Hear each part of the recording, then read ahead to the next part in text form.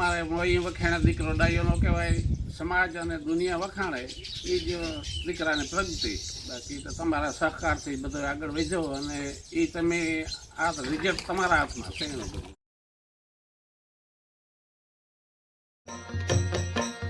એવા અણમોલ મોતી ગુજરાતના રે, એમાં માનવીયું આવે ગામો ગામના રે, એમાં બંધન નથી રે નાત જાતના રે, એવા અણમોલ મોતી ગુજરાતના રે.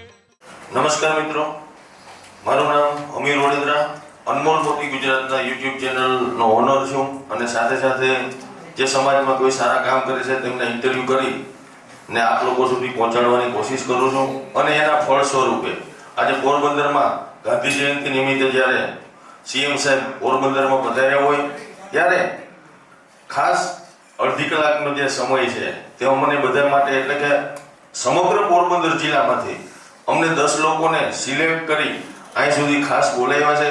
સરસ મજાની ગિફ્ટો જે છે એ પણ અમને આપી છે. અમારી વાતો તેમણે સાંભળી છે, તેમની વાતો અમારા સુધી પહોંચાડી છે. અને સરકાર જે કંઈ કામ કરી રહી છે, સરકાર જે ક્ષેત્રમાં એમ કહેવાય કે ભાઈ હમણાં થોડીક વાર પહેલા કીધું કે કદાચ આપણને સીધી આંખે અમુક વસ્તુ ના જોઈ દેખાતી હોય, પરંતુ જે પરિવર્તનો જે છે તે જોવાની આપણી દ્રષ્ટિ હોય એટલે ખૂબ બધા કામો કરે છે, ખૂબ બધા પરિવર્તનો જે છે તે આવ્યા છે. અને ખાસ કરી પાછળ તમે જોઈ રહ્યા છો સોશિયલ મીડિયા ચેમ્પિયન્સ. અત્યાર સુધી અમને કોઈ વીડિયા વાળું કહેતું નહીં, કોઈ આમ કહેતું, કોઈ તેમ કહેતું, પરંતુ સાચી જે અમારી ઓળખ છે, અમારી જે એમ કહેવાય કે કદર જે છે તે સાહેબે કરી છે. અને અમને અહીં સુધી આવવાનો, તેમની સાથે બેસવાનો, તેમની સાથે ચર્ચાઓ કરવાનો મોકો મળ્યો છે. અને એ પણ એકદમ કોઈ પ્રોટોકોલ વગર, માત્ર આપણે ફેમિલી સાથે મળીએ, ફેમિલી સાથે બેઠા હોય, આપણા વડીલ હોય તે રીતના અમને માર્ગદર્શન આપ્યું છે. અને સાથે અમારી જે અમુક વાતો જે છે એ પણ તેમણે સાંભળી છે અને તેનું શક્ય એટલું અમલ કરશે એવું એમણે અમને ખરેખર વચન પણ આપ્યું છે. અને સાથે અમે પણ સાહેબને અમારી વાત જે છે તે પહોંચાડી છે કે સોશિયલ મીડિયા દ્વારા આજકાલનો જે સમય છે, હવે સોશિયલ મીડિયાથી આપણે સમાજને, લોકોને જાગૃત કરવી, સારી વાતો લોકો સુધી પહોંચાડવાની જે કોશિશ છે તે આપણે સોશિયલ મીડિયા દ્વારા કરશું.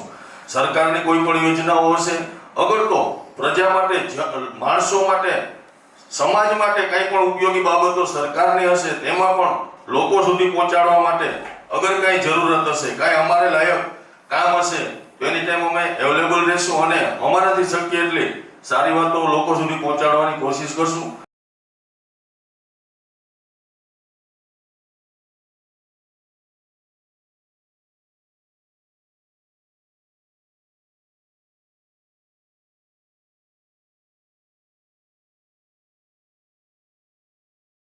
નમસ્કાર મિત્રો, આમ તો ઘણા બધા આપણા યુટ્યુબર મિત્રો છે, તેમના વિડીયોમાં, તેમના ઓલામાં આપણે બધાએ જોયું છે. પોરબંદરની અંદર 9 યુટ્યુબરોને મુખ્યમંત્રી સુધી પહોંચવાનો મોકો મળ્યો છે. મુખ્યમંત્રી હારે એક પરિવારની જેમ, એક ફેમિલીની જેમ સાથે બેસી એમની હારે વાતો કરવાનો મોકો મળ્યો છે. અને એની પાછળ એમ કહેવાય કે છેલ્લા 3-4 વર્ષોનું અમારું જે તપ છે, છેલ્લા 3-4 વર્ષોનું અમારી જે મહેનત છે તે આખરે ખરેખર રંગ લાવી છે એમ કહી શકાય. કારણ કે આટલા મોટા વ્યક્તિ હારે બેસવું, તેમની હારે આપણે અમુક જે પ્રશ્નો છે તેમની સાથે ચર્ચા કરવી. અને સાથે સાથે મુખ્યમંત્રીને પણ આપણે એવું કીધું છે કે જ્યારે પણ લોકહિતના કામ હોય, જનહિતના કામ હોય, કાંઈ પણ પ્રજાનું ભલું થાય એવી વાત હોય, એના માટે જ્યારે અમારે સોશિયલ મીડિયા દ્વારા, અમારા દ્વારા કાંઈ પણ અમે સરકારશ્રીને મદદરૂપ થઈ શકીએ, અગર તો એમની વાતોને વાચા આપી એમના સુધી પહોંચાડીએ ત્યારે એ વાતોને સરકારશ્રી પર થોડી ગંભીરતાથી લે એવી ખાસ તેમને અપીલ પણ કરી છે. પરંતુ આ બધાની પાછળ જે અમારી મહેનત છે, આ બધાની પાછળ અમારું એમ કહેવાય કે પુરુષાર્થ તો ખરો જ, પણ સાથે સાથે જેમના આશીર્વાદ છે, જેમના થકી આજે જે કાંઈ પણ સમાજમાં નાનો મોટો જે કાંઈ મુકામ હાંસલ કર્યો છે, મારી મા છે, મારા બાપા છે, કે જેમના લીધે કાંઈક કરવાનો મોકો મળ્યો છે. અને સાથે સાથે હજારો લાખો બીજી બધી મારી માવડીઓ છે, મારી બહેનો છે, મારા વડીલો છે, મારા મિત્રો છે, એ બધાના આશીર્વાદથી અને સાથ સહકારથી અહીં સુધી પહોંચવાનો મોકો મળ્યો છે. ફરી એક વખત બધા જ યુટ્યુબ ફેમિલીનો, બધા જ જે મારા મિત્રો છે, જે મારા સબસ્ક્રાઈબરો છે, મારા ફેમિલીઓ છે, કદાચ સબસ્ક્રાઈબ નથી થયું અને એમને પણ મારા વિડીયો જોવે છે, બીજા લોકો સુધી પહોંચાડે છે, એ બધાનો ખૂબ ખૂબ આભાર, ખૂબ ખૂબ ધન્યવાદ. માં શું કહેવું? ભગવાને તમને સારી બુદ્ધિ દીધી, સારા સંસ્કાર દીધા, ભણ્યો હોશું પણ કામ જાજું કર્યું. અમને આનંદ છે તો કે ખેડૂત જાડા મોટા માહિતરના દીકરા આટલું કામ કરે એ માહિતરની આનંદ હરખ હોય ને એ દીકરા તો દુનિયામાં ઘણી જાતના થાય. ખરેખર મા બાપ પાસેથી આપણા વખાણ સાંભળવા અટાણાના સમયમાં થોડુંક અઘરું છે, પરંતુ માતાજીની કૃપાથી આ જે મુકામ છે તે માટે આપ સૌ તેમાં સહભાગી છો. અને આ ખુશી જે છે, આ આનંદ જે છે તે માત્ર અમારા પૂરતો કે મારા પૂરતો જ સીમિત નથી, પરંતુ જેટલું આપણું યુટ્યુબ ફેમિલી છે તે બધાએ પણ ખૂબ સાથ આપ્યો છે, ખૂબ પ્રેમ આપ્યો છે, ખૂબ સહકાર આપ્યો છે. મારી માં સરસ મજાના કીર્તનો કરે, ગીતો ગાવે, પણ જ્યારે આવી કંઈ વાતો કરવાની જ્યારે સમય આવે ત્યારે થોડુંક ઓલું થઈ જાય છે. ને મારા બાપા તો જરાય નથી બોલતા, ખાલી પડદા પાછળથી ખમા જ કરે ખરેખર. બરોબર, જેટલા વિડીયોમાં બોલે બધાય કીર્તન ભજન બધાય મોટે છે, પણ માણસમાં બહુ ન બોલે. બાપા તમારે કંઈ કેવું?